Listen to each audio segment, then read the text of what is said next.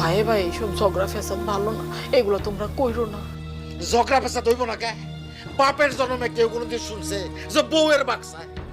তোমার কি হইলো কত? হ্যাঁ, ও একটা কথা কইছে আর তাই সেটা হয়ে গেল। অনেকবার বাড়ছে, অনেকবার বাড়ছে। খালি সকালটা হইতে দাও, দেহ আমি ওর কি করি দাও।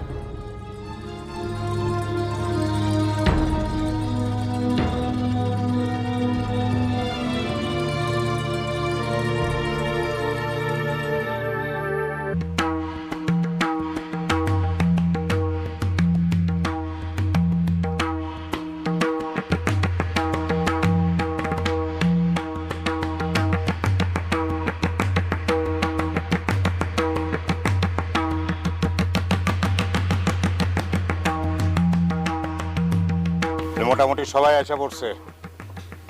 হাসেম, বলো তোমার আরজি বলো। আমি ওর মুখ দেখতে চাই না। বাবার রাইখে যাওয়া জমি জমা সহায় সম্পত্তি ঘর বাড়ি যা আছে সমান ভাগে ভাগ করে দেন, আমি বাড়ির মধ্যে দিয়ে বেড়া দিব। না এটা করলে হইব না, এটা করলে হইব না। জমি জমা বাড়ি ঘর যে দিকটা আমার অসুবিধা নেই, আমি ওটাই বুঝে নিব। কিন্তু আমি আবারও কইতাছি, কিন্তু বড় ভাই তোমার বউর বাঘ আমি চাই। দেখছেন কত বড় বিয়াদব। বেদবের কি আছে? বেদবের কি আছে? দরকার বলে তোমার বউর বাঘ আমি জোর করে নেব। এই কি করলি তুই? তোরে আজকে আমি কুপায় মেরেই ফেলাবো। ওরে মাইরো না, পাগল মানুষ, ওর বুদ্ধি শুদ্ধি নাই, মাইরো না। তুই বউয়ের ভাগ চাস না?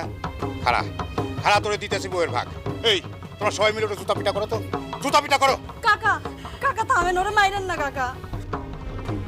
আমার মাইরা ফালাই দিল আমার বাবার সহায় সম্পত্তি বাড়ি ঘর যা দেশ এগুলো আমি চাই না, কিন্তু আমি আমার ভাবির বাঘ চাই। হাবিব চুপ করো তুমি। এই হাবিব, হাবিব তুই থামবি।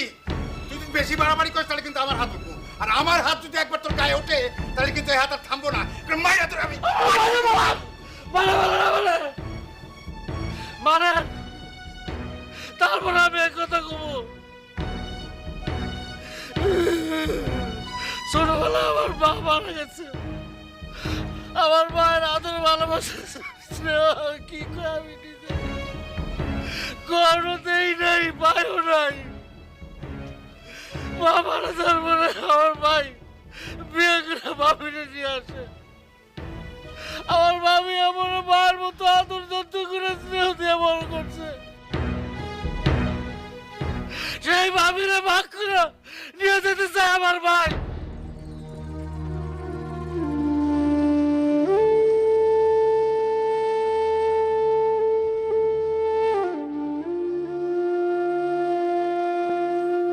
আমি বোঝা গেল আমার ভাবির ভাগ আমি ছাড়বো না, আমার মায়ের ভাগ আমি ছাড়বো না। আমার সব সম্পত্তি সব নিয়ে যাক,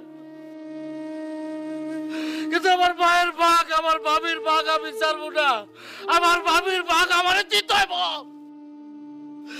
আমার ভাগ দিতে হইব। আমি জানতাম হাবিলের মনের মধ্যে খারাপ কিছু নাই। আমি আগে কইছিলাম, আপনারা সবাই ওরে ভুল বুঝতেছেন।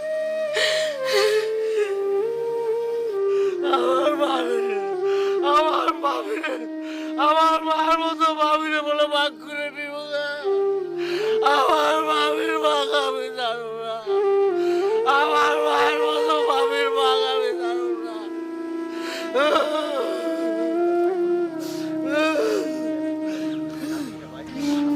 হাবিব, হাবিব, আমরা কেউই বুঝতে পারি নাই আসলে তোমার মাতৃতুল্য মায়ের মতো ভাবির কাছ থেকে স্নেহ মায়া মমতা পাওয়ার লেগেই তুমি এই পাগলামি করছো। আমরা কেউ বুঝতে পারিনি, তোমারে না বুঝে আমরা তোমার প্রতি অন্যায় করছি। ভাই ভাই তোমরা ভাইয়ে ভাইয়ে মিলামিশা থাকো, এটাই আমরা চাই। হাবিল রে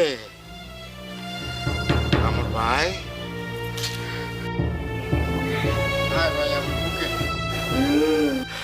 আমি তোরে কোনোদিন আলাদা হইতে দিব না ভাই। আমার সব সম্পত্তি বাড়ি ঘর সব তুমি, কিন্তু আমার মায়ের মতো ভাবিরে তুমি আমার কাছ থেকে খাইবে।